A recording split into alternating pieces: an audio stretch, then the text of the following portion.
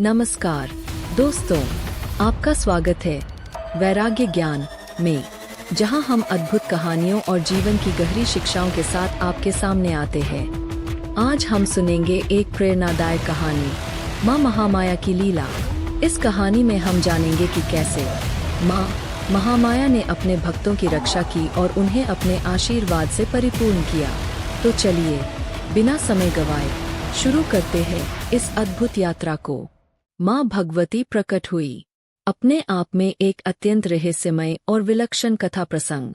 सन 1965 ईसा पूर्व काशी का लाली घाट शुरू से ही मेरे चिंतन मनन का स्थान रहा है।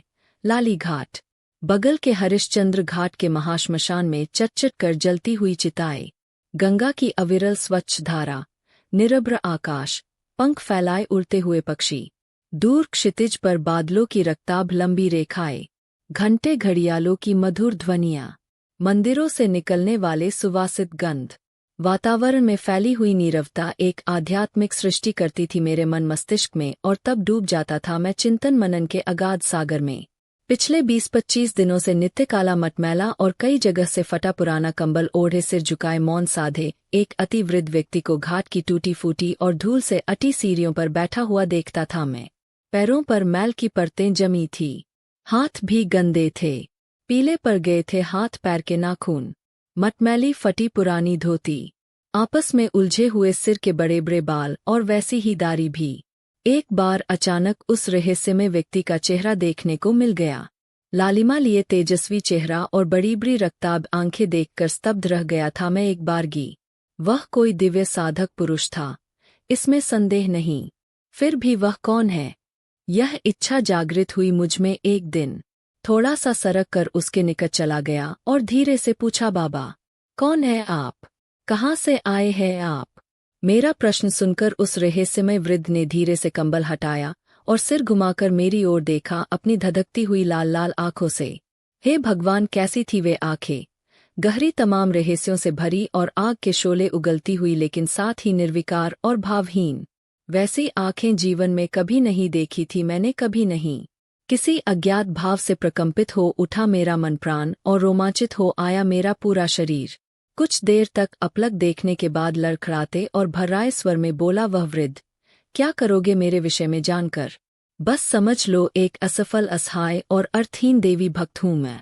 वृद्ध की वाणी में दर्द था, कोई गहरा दर्द और कोई गहरी वेदना। थोड़ा रुककर आकाश की ओर शून्य में न जाने क्या खोजता हुआ वृद्ध आगे बोला कि कोई लगाव नहीं है। मृत्यु की प्रतीक्षा में शरीर का बोझ ढो रहा हूं मैं।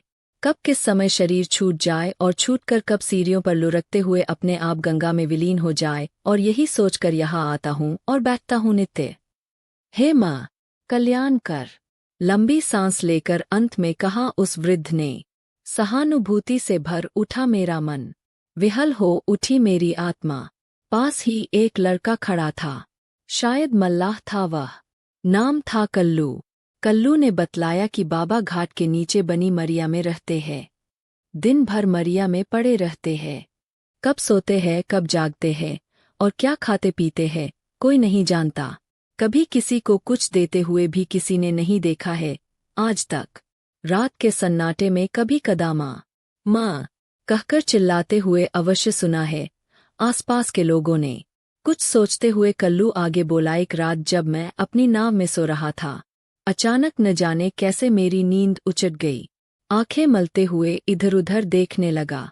उस समय मरिया में हल्की हल्की रोशनी हो रही थी। आश्चर्य हुआ मुझे। इसके पहले तो हमेशा रात के अंधेरे में डूबी रहती थी मरिया। आज क्या बात है, समझ में नहीं आ रहा था। थोड़ा नाव आगे बढ़ाकर देखा तो देखता ही रह गया। बाबूजी, क्या देखा? बोल, मैंने कहा।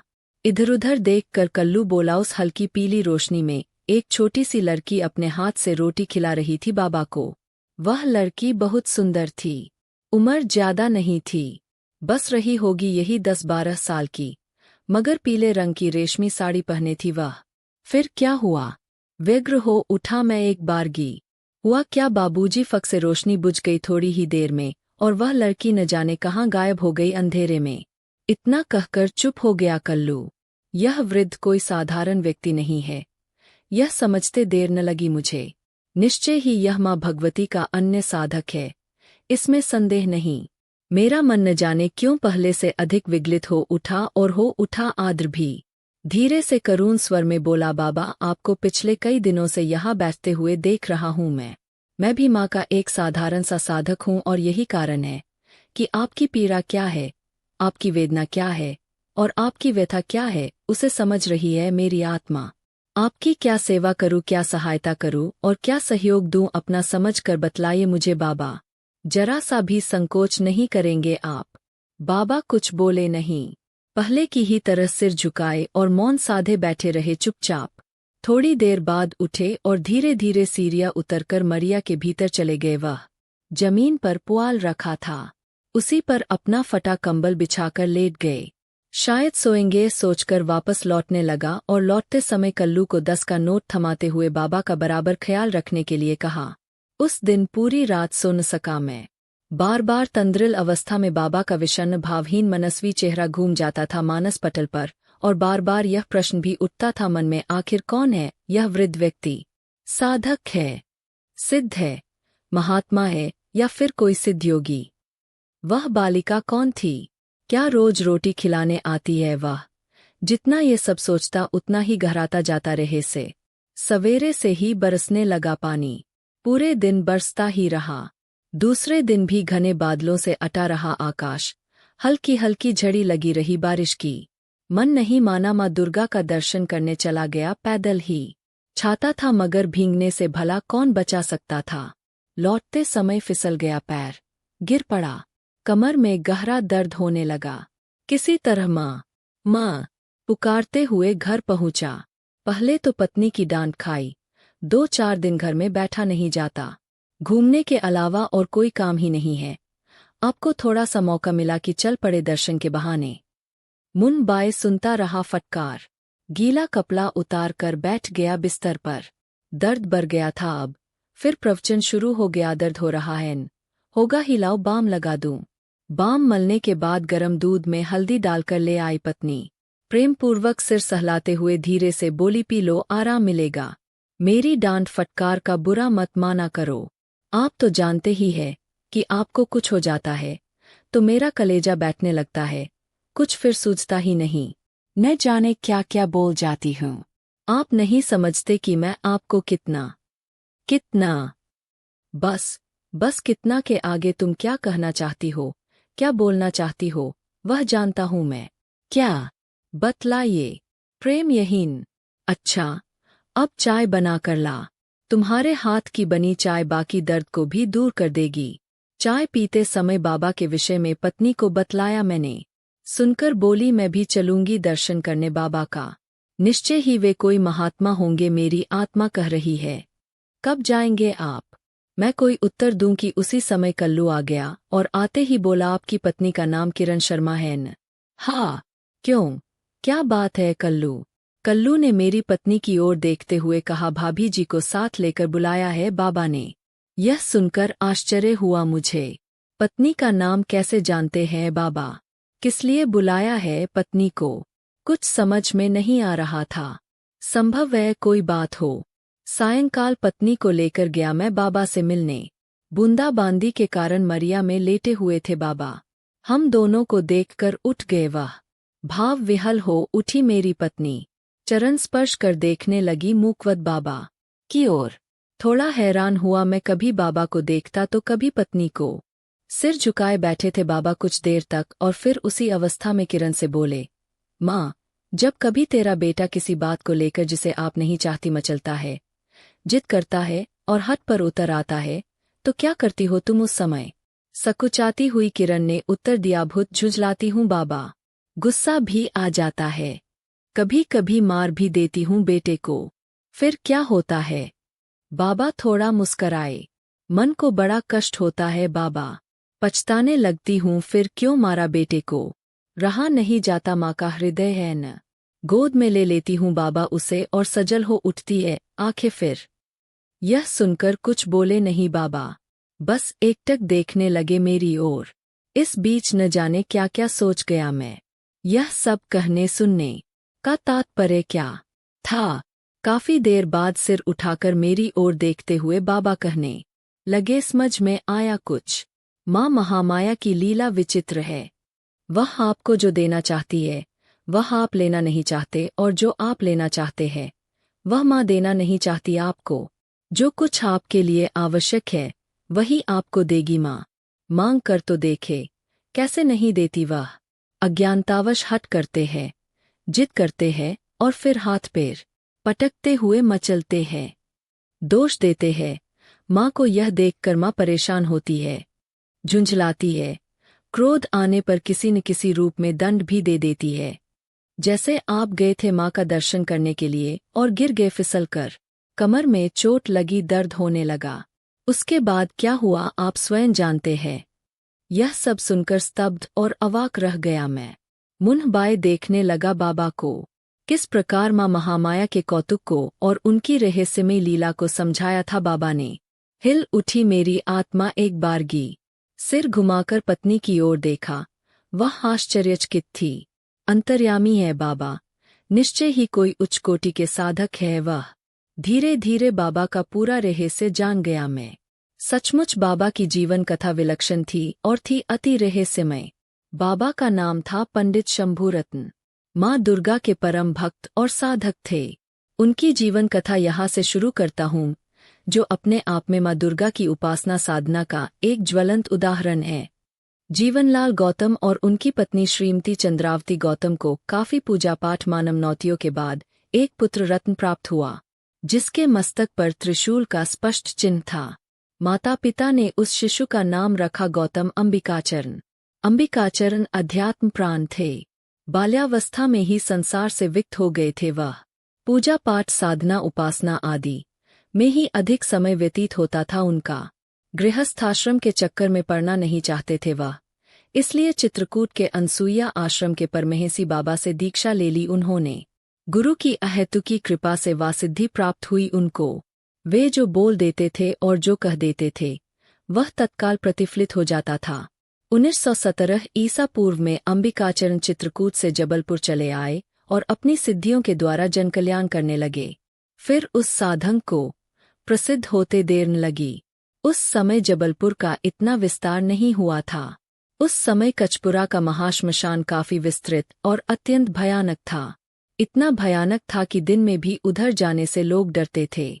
श्मशान के बगल में एक काफी पुराना वटवृक्ष था, जिसके जड़ों में 50 बाम्बियां थी सांपों की। कहा नहीं जा सकता कब और किस काल में काले पत्थर की बनी भगवती की एक विलक्षण मूर्ति अचानक पाताल फोड़कर प्रकट हुई वहां मां महामाया की। वह पाषाण प्रतिमा अत्यंत सजीव और जागृत थी, इसमें संदेह नहीं। अंबिकाचरण ने उसी स्थान पर एक मरिया का निर्माण कराया और उसी में रहकर भगवती की उसी मूर्ति की पूजा उपासना करने लगे। फिर तो भगवती के दर्शन करने के निमित्त वहां श्रद्धालुओं की भीड़ लगते देर न लगी। लोग मां का दर्शन करते और अंबिकाचरण का आशीर्वाद लेते और लौट जाते प्रसन्नचित्त। जैसा कि मैंने कहा, काफी लंबा चौड़ा श्मशान था वह। हर समय चटचट कर चिताएं जलती रहती थी वहां। कभी कभी प्रत्यक्ष घूमती और टहलती हुई दिखलाई दे जाती थी श्मशान में प्रेतात्माएं। श्मशान के किनारे से रेल की लाइन गई हुई थी। ट्रेन में बैठे लोग आंखें फाड़कर श्मशान को देखते और फिर मरिया को देखते, जहां अपनी कामनाओं की पूर्ति के लिए लोगों की भीड़ लगी रहती और जहां के आध्यात्मिक वातावरण में सदैव गूंजा करता था जय मां, जय भवानी और जय जगदम्बे का मधुर कोमल स्वर। होलिका दहन हो चुकी थी। चैत्र का महीना था। बासंती बयार में झूम झूम उठते थे आमों के वृक्ष। एक दिन दोपहर का समय था। दर्शनार्थियों की भीड़ लगी थी। अपने साधना कक्ष में लीन थे अंबिकाचरण और तभी मरिया के सामने एक तांगा आकर रुका। शुभचिंतक प्रेस के मैनेजर उमाशंकर अग्निहोत्री एक अन्य व्यक्ति के साथ उतरे। उमाशंकर अग्निहोत्री भगवती भक्त थे। प्रत्येक मंगलवार को आते थे और मां की पूजा अर्चना किया करते थे। अग्निहोत्री जी सरल और मधु स्वभाव के प्रौढ़ व्यक्ति थे। उनसे काफी स्नेह रखते थे अंबिकाचरण। तांगे के रुकने की आवाज सुनकर अपने आसन से उठकर मरिया के बाहर आ गए अंबिकाचरण। भक्ति भाव से नतमस्तक होकर उनको प्रणाम किया अग्निहोत्री जी ने और अपने साथ आए व्यक्ति का परिचय दिया। महाराज, ये पंडित शंभुरत्न जी है। काशी से चलकर आपका दर्शन करने आए हैं। अंबिकाचरण ने स्थिर दृष्टि से पंडित शंभूरत्न को देखा। वे लगभग 50 वर्ष के सुदर्शन पुरुष थे। आयु का प्रभाव उन पर नहीं पड़ा था। गौरवर्ण, ऊंचा ललाट, लंबे कान, लंबी नासिका, बड़े बड़े भौराले नेत्र, घने घुंघराले बाल, शरीर पर गैरिक वस्त्र, पैर में खड़ाऊ, हाथ में एक झोला बस। पंडित शंभूरत्न का दमकता हुआ तेजस्वी मुखमंडल देखकर अंबिकाचरण क्षणभर के लिए स्तब्ध रह गए थे। फिर वे हाथ जोड़कर बोले, धारिये महाराज, माँ भगवती के दरबार में आपका स्वागत है। पंडित शंभूरत्न हाथ जोड़कर मुस्कराए। वटवृक्ष के नीचे बिछे तख्त पर बैठते हुए अग्निहोत्री ने कहा, शंभूरत्न जी एक भारी संकल्प लेकर माँ भगवती के दरबार में आए हैं। गौतम जी, कैसा संकल्प? उत्सुक होकर पूछा गौतम जी ने। इस बार पंडित शंभूरत्न बड़ी गुरु गंभीर वाणी में बोले, आज अश्विन मास की चतुर्दशी है न। हाँ, गौतम अंबिकाचरण ने उत्तर दिया, कल से नवरात्रि प्रारंभ हो जाएगी।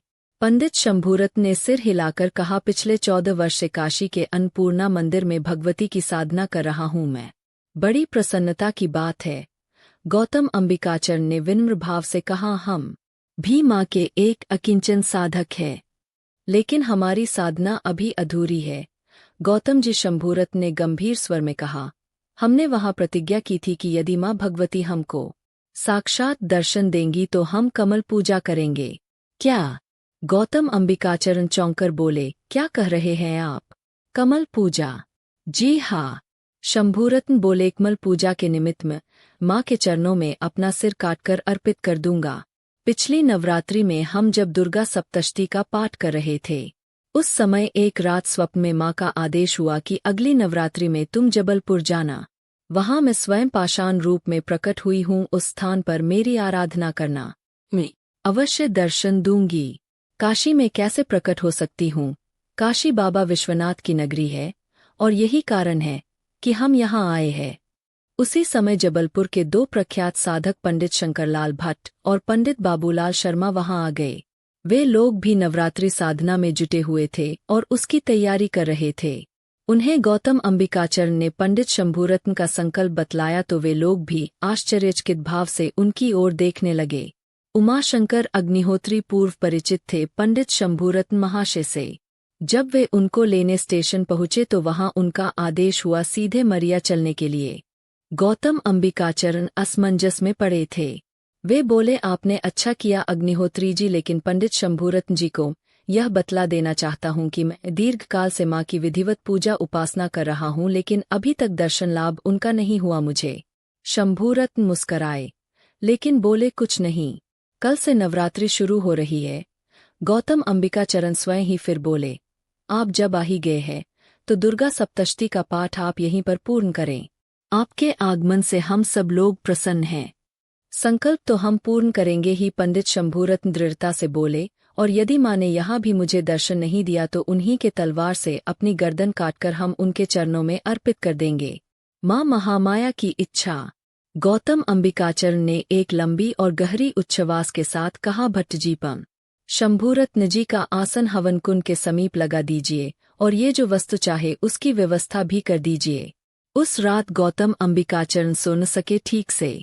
बार बार उनकी नींद उचट जाती थी। उनको लग रहा था कि कदाचित उनकी मरिया के अंतिम दिन आ गए हैं। काशी का यह हठी ब्राह्मण आज के 10वें दिन जब अपने हाथों से ही अपना शीश काटकर माँ भगवती के चरणों में अर्पित कर देगा, तब क्या होगा? भगवती की मूर्ति के सम्मुख पंडित शंभूरत्न का रक्तरंजित मुंड होगा और चारों ओर फैला होगा रक्त ही रक्त। तहलका मच जाएगा पूरे नगर में तब, और फिर जबलपुर का शहर कोतवाल चंद्रशेखर तिवारी आएगा और उन्हें गिरफ्तार कर ले जाएगा कोतवाली थाने में। फिर देवी की मरिया की कितनी बदनामी होगी। इसकी कल्पना मात्र से गौतम अंबिकाचरण को रोमांच हो आया। दूसरे दिन नवरात्रि शुरू होने वाली थी। मरिया को विशेष रूप से सुसज्जित कर दिया गया था। मुख्य द्वार पर तोरण बांध दिया गया था। त्रिशूल माँ के साथ ही आविर्भूत विशाल खंग और पूजन पात्रों को चमका दिया गया था। या देवी सर्वभूता ना तस्या जगरात्रि संयमी का पाठ शुरू हो चुका था। शक्ति से भरपूर आध्यात्मिक वातावरण सुगंधित द्रव्यों की मनभावन सुगंध से भर गया था। 5 फुट गहरे और 10 फुट लंबे चौड़े विशाल हवन कुंड के निकट पंशु ने शंभूरत्न पूरे ललाट पर चंदन का प्रलेप किए लाल सिंदूर का गोल टीका लगाए भगवती की स्वयंभू पाषाण प्रतिमा के सम्मुख बैठे दुर्गा सप्तष्टी का भ्रामरी स्वर में पाठ कर रहे थे। उनके नेत्र बंद थे, शरीर तना हुआ था, चेहरे पर तेज था। पंडित शंभूरत्न प्रातः 4 बजे ही उठ गए थे और अब तक 8 पाठ कर चुके थे। 101 पाठ और शेष रह गए थे जो उनके संकल्प के अनुसार 9वें दिन पूर्ण होने थे। किसी भी निष्णात पंडित को दुर्गा सप्तष्टी का एक पाठ करने में साधारणतः 2 से ढाई घंटे का समय लगता है, लेकिन पंडित शंभूरत्न तो दिन के 9 बजे तक 8 पाठ पूरा कर चुके थे। एक पाठ पूरा करने में उन्हें आधा घंटा भी नहीं लगा था। अधिक लगता भी कैसे उस महान साधक को पूरा पाठ ही कंठस्थ था। तंत्र के विलक्षण ग्रंथ शक्ति संगम तंत्र में स्पष्ट लिखा है कि जो साधक नवरात्रि में दुर्गा सप्तष्टी का 108 पाठ करता है, उस पर महाशक्ति दुर्गा की असीम कृपा होती है और वे स्वयं प्रत्यक्ष दर्शन देकर साधक को आशीर्वाद प्रदान करती है।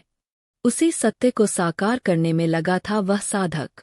पंडित शंभूलाल भट्ट चिंतातुर होकर शंभूरत्न की ओर अपलक देख रहे थे, लेकिन पंडित शंभूरत्न नेत्र बंद किए पाठ में लीन थे।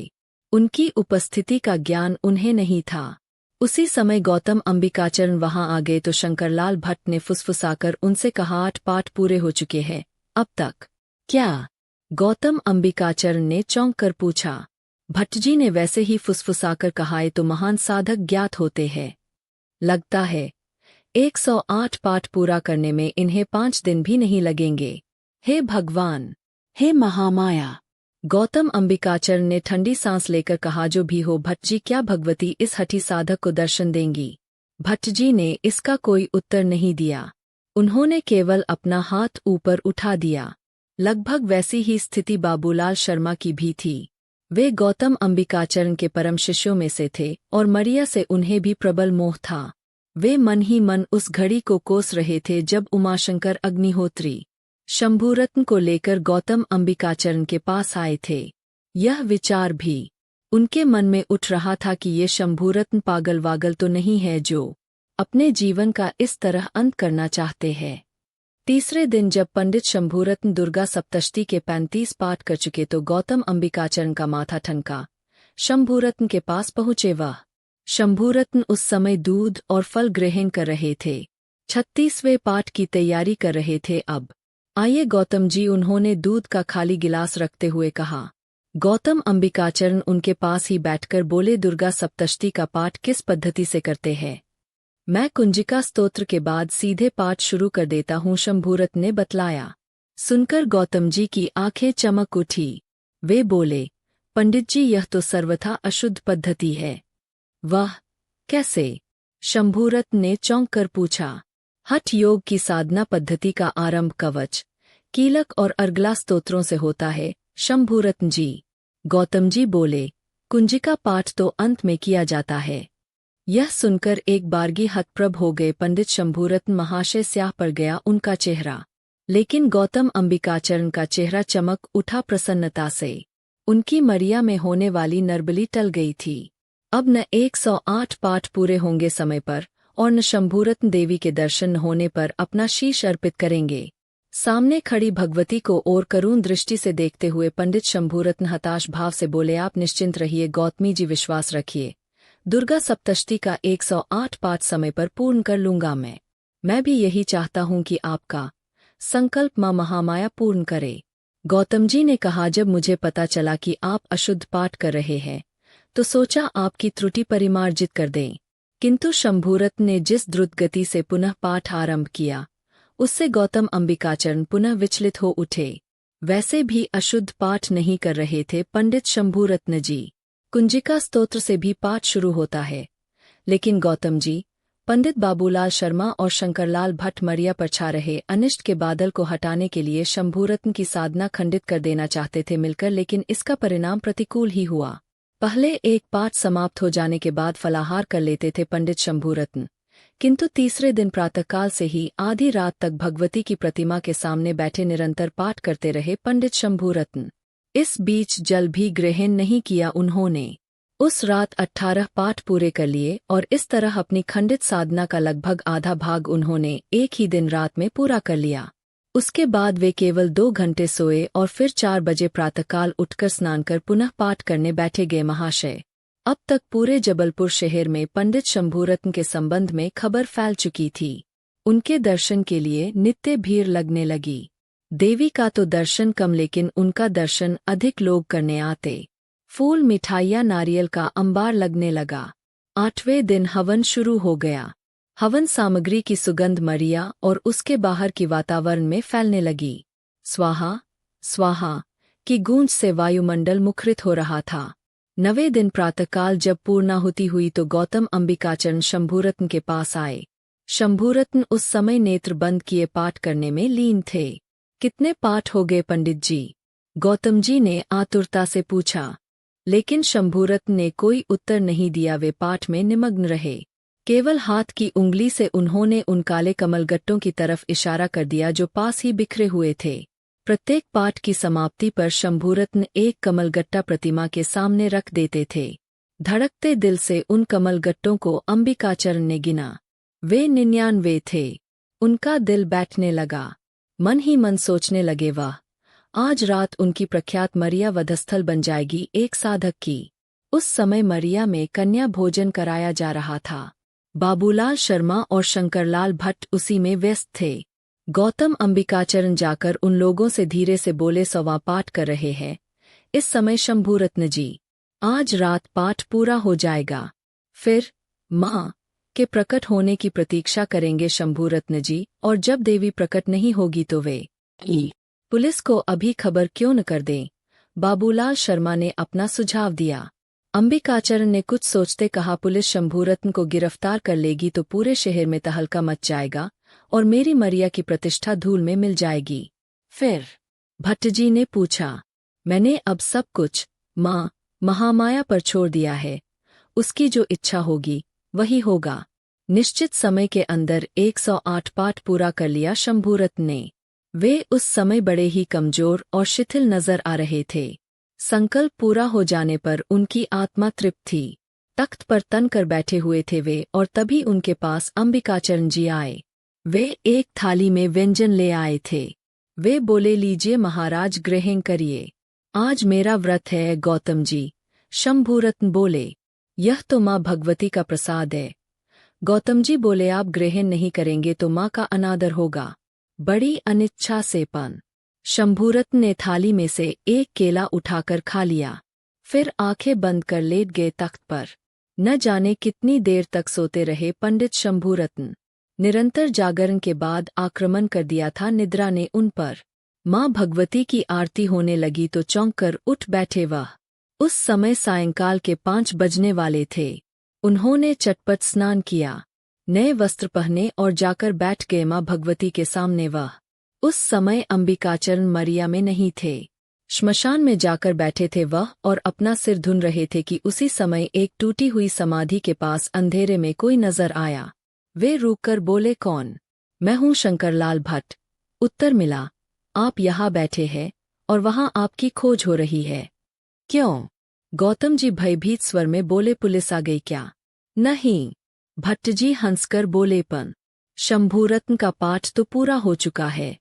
माँ भगवती के सामने मौन साधे निर्विकार भाव से बैठे हैं और माँ का विशाल खंग अपने पास रख लिया है। तब तो आप वहीं रहें भट्ट जी, अंबिकाचरण ने कहा और किसी भी प्रकार उन्हें रोके। रात के 11 बज रहे थे। नवरात्रि की अंतिम रात थी वह। चारों ओर घोर सन्नाटा छाया हुआ था। मरिया में दर्शनार्थियों का आना जाना बंद हो गया था। टन कर 12 का घंटा बजा। उसी समय एक गौरांगवदना अति सुंदर युवती मरिया के भीतर आई। चौड़े लाल किनारे की रेशमी साड़ी पहने थी वह। उसके घने काले बाल खुलकर पीठ पर बिखरे हुए थे। मांग में लाल सिंदूर की पतली रेखा थी। चौड़े ललाट पर लाल सिंदूर का गोल टीका था। गले में स्वर्णाहार पहने थी वह। कलाइयों में शंख के साथ लाल चूड़ियां थीं। उस षोडशवर्षीय युवती ने एक बार मुस्कराकर भगवती की भव्य मूर्ति की ओर देखा और फिर पलटकर कटाक्ष कर मुस्कराए पाषाणवत बैठे शंभूरत्न महाशय की ओर देखकर काफी देर तक उसी मुद्रा में देखती रही वह रहस्यमय युवती उस साधक की ओर। एकाएक ध्यान भंग हुआ पंडित शंभूरत्न का। आंखें खोलकर उस रहस्यमय युवती की ओर देखा और देखते ही क्रोध से तिलमिला उठे एक बारगी। उन्हें लगा कि अंबिकाचरण ने उस युवती को उनका व्रत भंग करने के लिए उनके पास भेजा था। वे बोले कुछ नहीं। अब नेत्र बंद कर जोर जोर से कुंजिका स्तोत्र का पाठ करने लगे वह, लेकिन वे अधिक समय तक अपनी आंखें बंद रख न सके। वाणी भी लड़खड़ाने लगी। क्या हो गया उन्हें? अब तक वह युवती उनके बिल्कुल निकट आ चुकी थी और जमीन पर पैर पटक जोर जोर से पायल बजाने लगी। मरिया में सन्नाटा था। नवरात्रि का कोलाहल समाप्त हो चुका था। शंभूरत्न की क्रोध से आंखें लाल हो रही थी उस अज्ञात नवेवना को देखकर। सामने रखा जल भरा लोटा उठाकर फेंका उन्होंने उस युवती की तरफ। झंझनाकर गिर पड़ा लोटा जमीन पर। फिर भी वह युवती वहां से नहीं हटी। शंभूरत्न ने देखा, युवती उन्हीं की तख्त पर आकर बैठ गई और फिर मुस्कराते हुए उनकी ओर देखने लगी। शंभूरत्न ने मां को प्रणाम किया और उनके मुख से निकला, नम भगवती। तब तक वह युवती उनके बिस्तर पर उनकी ही ऊनी शाल ओढ़कर लेट गई थी। यह देखकर क्रोध से कांपने लगे शंभूरत्न। वे यह भूल गए कि पाठ पूरे हो गए थे और मां भगवती अभी तक प्रकट नहीं हुई थी। वे यह भी भूल ये थे कि संकल्प के अनुसार अब उन्हें अपना शीश काटकर देवी को अर्पित कर देना चाहिए। नीच, वेश्या, पापिनी शंभूरत्न ने गलिया बकना शुरू कर दिया। मैं जानता हूं कि मेरा संकल्प खंडित करने के लिए तुझे किसने भेजा है। अगर मुझे यह पता होता कि यह मरिया व्यभिचार का अड्डा है तो मैं काशी से चलकर यहाँ कदापि नहीं आता। और तभी शंकरलाल भट्ट मरिया में घुसे और वे क्रोध से कांपते गालियां देते शंभूरत्न को देखकर हतप्रभ हो गए। बोले, क्या हुआ पंडित जी? देखो साले की बदमाशी, मेरी साधना नष्ट करने के लिए उसने मेरे पास एक वेश्या को भेजा। कहकर उन्होंने तख्त की ओर उंगली से इशारा किया। भट्टजी ने भी देखा तख्त पर शाल ओढ़े कोई लेटा हुआ था और सांस लेने से सीना ऊपर नीचे हो रहा था। तभी गौतम जी और उनके साथ बहुत सारे लोग मरिया में पहुंच गए। वे देखने आए थे कि भगवती ने शंभूरत्न को दर्शन दिया अथवा शंभूरत्न ने अपना सिर काटकर देवी को कर दिया अर्पित। शंभूरत्न गौतम अंबिकाचरण को देखते ही उन्हें गालियां देने लगे। फिर उन्होंने तख्त की ओर इशारा करके पूछा, क्या इसी तरह साधना करते हो? यह कौन है, तुम्हारी बेटी या बहन? कहाँ कौन है महाराज? गौतम जी चकित और परेशान होकर बोले, देख, अपनी आंखों से देख अपनी बेटी बहन को, वह तख्त पर लेटी है सिर ढाककर। गौतम जी ने तख्त की तरफ देखा। सचमुच तख्त पर शाल ओढ़े कोई लेटा हुआ था। मैंने तो किसी औरत को नहीं भेजा महाराज, गौतम जी बोले। मरिया में तो हर समय औरत मर्द दर्शन करने आते जाते ही है, तो फिर अपनी आंखों से ही देख कि यह कौन है। कहते हुए शंभूरत्न ने तख्त पर लेटी हुई युवती के ऊपर से शाल खींच दी। लेकिन यह देखकर स्वयं शंभूरत्न आश्चर्यचकित रह गए कि तख्त पर युवती नहीं थी। वहां खिला हुआ एक ताजा कमल का फूल था जिसे थोड़ी देर पहले मां के चरणों में अर्पित किया था शंभूरत्न ने। सभी लोग शंभूरत्न का मुंह देखने लगे। शंभूरत्न की हालत दयनीय हो रही थी। कमल का फूल उठाकर मस्तक पर लगाया और रोने लगे हिलक कर, और उसी अवस्था में उस रहस्यमय युवती के रूप रंग का रूक कर करने लगे वर्णन, जिसे सुनकर सभी लोग अवाक और स्तब्ध रह गए। सभी के मुंह से एक ही बात निकली, मां भगवती साकार रूप में यहाँ आई थी। लेकिन शंभूरत्न पहचान न सके उस परम शक्ति के साकार रूप को। शंभूरत्न की स्थिति पागलों जैसी हो गई थी। लोगों ने देखा, मां भगवती के सामने अपना सिर जोर जोर से पटकने लगे। सिर फटते देर न लगी। रक्तरंजित हो उठे मां भगवती के चरण। वे चीख कर कहते जा रहे थे, हाय मां, आप मुझे दर्शन देने आई और दुर्भाग्यवश मैं आपको पहचान सका। कितना पापी और कृतघ्न हूँ मैं। आपको बुरा भला कहा और कितनी दी गाली भी। क्या करूँ मां, बोलो मां, क्या करूँ? अब इस शरीर को रखने से लाभ ही क्या? जीवन को समाप्त कर दूंगा मां।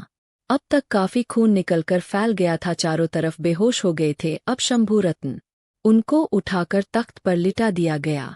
यह बात पूरे शहर में फैल गई। लोग यही कहते थे, चमत्कार हो गया, मां भगवती दर्शन देने के लिए प्रकट हुई पर शंभूरत्न उनको पहचान न सके।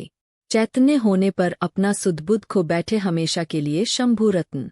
वे रुके नहीं, फिर जबलपुर से काशी लौट आए पैदल ही चलकर। यह घटना 16 अक्टूबर 1952 की है। बनारस में एक सुपरिचित रहते थे भूतपूर्व कलेक्टर स्वर्गीय देवी प्रसाद जी शुक्ल। उन्होंने अपंतवश मेरी एक पुस्तक स्वयं प्रकाशित की थी, जिसका नाम था मरणोत्तर जीवन का रहस्य। कहने की आवश्यकता नहीं, शंभूरत्न की यह कथा मुझे श्री शुक्ल जी ने ही सुनाई थी। मुझसे रहा न गया। मैं स्वयं 1972 में जबलपुर गया और अपने मित्र श्री शरद मोजरकर जी के साथ माँ भगवती का दर्शन करने गया। निश्चय ही माँ भगवती की पाषाण प्रतिमा सजीव और जागृत लगी मुझे। माँ का दर्शन तो अवश्य हुआ, लेकिन गौतम अंबिकाचरण जी का नहीं। वे गोलोकवासी हो चुके थे। जब मैंने ये सारी विलक्षण कथा अपने गुरुदेव डॉ गोपीनाथ जी को सुनाई तो वे बोले, योग मार्ग की साधना में ज्ञान का अभाव होता है। शंभूरत्न में ज्ञान का पूर्ण अभाव था और इसीलिए वे पहचान न सके माँ को। अंत में उनकी दुर्दशा हो गई। बिना ज्ञान की भक्ति चीनी बिना मिठाई है, बिना नमक का भोजन है।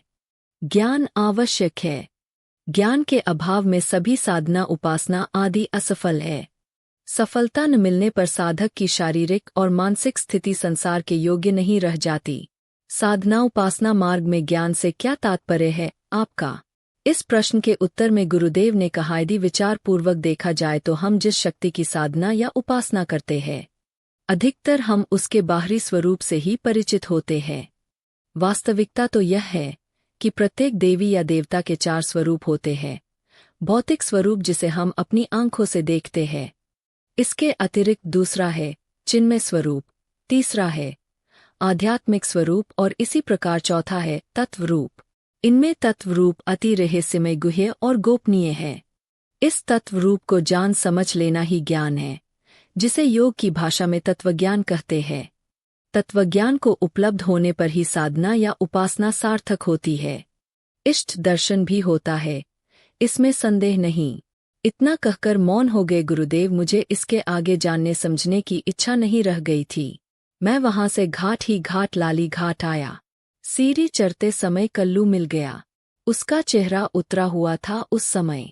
बाबा के संबंध में उसने हकलाते हुए बतलाया कि पिछली रात वह लड़की आई और रोज की तरह बाबा को अपने हाथ से रोटी खिलाई और फिर उनका हाथ थामकर न जाने कहाँ ले गई वह। सच कहता हूँ बाबूजी, अपनी आंखों से देखा मैंने यह सब। समझते देर लगी मुझे। माँ महामाया ने अपने अंक में सदैव के लिए ले लिया था उस पागल और हठी साधक को। अगर आपको यह वीडियो पसंद आए तो कृपया इसे लाइक करें, हमारे चैनल वैराग्य को सब्सक्राइब करें और बेल आइकन